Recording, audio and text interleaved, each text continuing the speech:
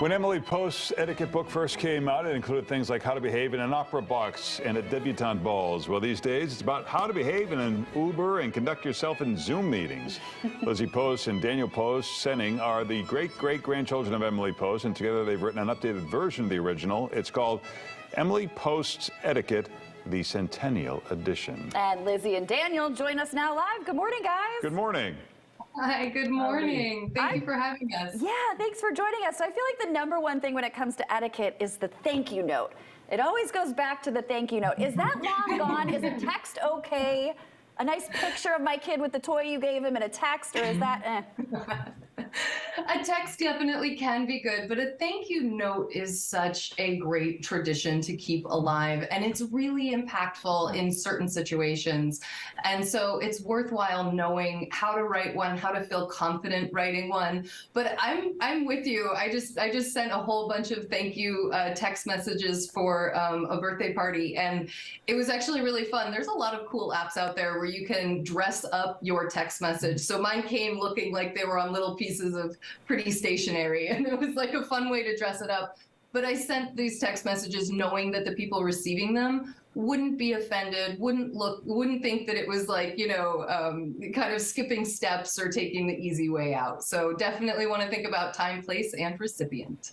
All right, let's talk about table manners. Are cell phones and laptops or tablets ever acceptable in a dining room, at home, or in a restaurant? And also, what about baseball hats in a restaurant dining room table? Oh, right. Okay, so from thank you notes to phones at the table to hats off at the table. Let's do it. We're hitting it my all. new heroes this morning. Yeah, classic. It's astounding how often I see that, though, in restaurants. Absolutely, and I think it's an indication of just a lack of awareness. I think if people stopped and thought about it for a minute, if they knew that it would be appreciated by other people, they would do it more consistently. So it's one of the reasons I applaud the question at this time of the morning, because the more we can get the word out, the better. As far as the phones, if you're using it for the benefit of everybody there, if you're doing something together with a phone, or if it's replacing the placemat that the kid used to color on or something, and as long as it's not making noise and bothering other people, there are times, but you have to know the rules to know when to break them. And the rule is there is no place for the phone in the place setting. It does not belong at the table. I always used to say I was never going to be that parent. I'm never going to be that parent who lets my kid watch the phone at the restaurant. And I got to tell you, if they eat their whole meal and you get through the meal, they did a good job. And I still want to enjoy my glass of wine and finish. It's all about you, isn't it? This is right? Is that bad though? No, I don't think so. I think just See, just Larry, like she said no. I think just like Dan said, if you've got your child using headphones, or maybe they're engaging with an app that doesn't make noise, totally fine.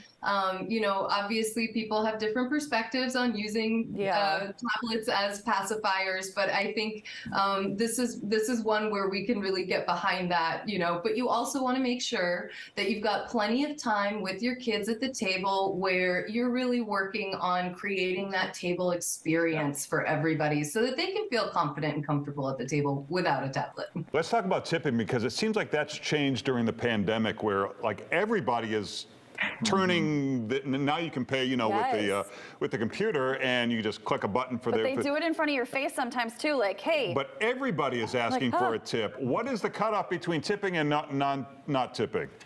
It's a really complicated system here in the States, but it is, I think a lot of the traditional places that we still apply tips applied today.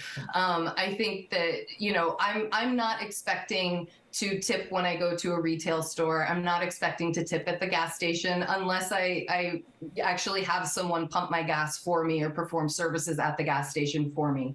But I think it's really important to recognize that most of those types of tipping situations are situations where tipping would be discretionary, whereas when you sit down at a table at a restaurant, this is a place where it's really not discretionary. It really is that 15 to 20%, and the 15 is the minimum. You really don't want to leave a 0% tip. You don't want your money to speak for you, or your lack of money in that case. You really want to talk to a manager if there's been a problem. But when it comes to those tip screens, the thing I've noticed is that the tipping the percentages keep getting bigger. Yeah. And I don't think that most Americans want to live in a world where they're tipping 50%, and so we have maintained that that traditional tipping range, where for, I would say, discretionary tipping, we're often the rest of your change, $1 or $2, depending on the size or complexity of your order, and maybe that goes up to $5 or possibly even 10%. Just really depends on the situation.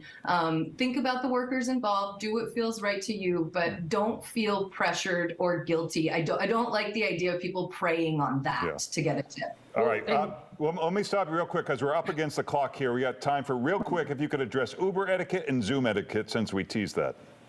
Zoom etiquette? Zoom etiquette. My best advice is participate. If it's for work, if everybody else has their camera on, make an effort. Try to meet them in that space. Turn your camera on. Put your pants make every on. possible effort to participate.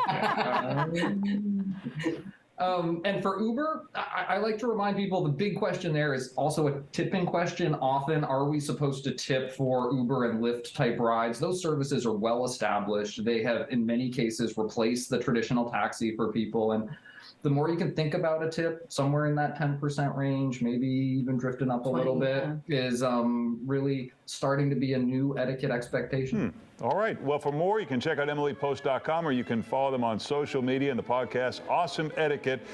Thank you so much for setting us all straight. Thank you, guys. Thank you all. Thank Have a great you. morning. You Bye. too. Time now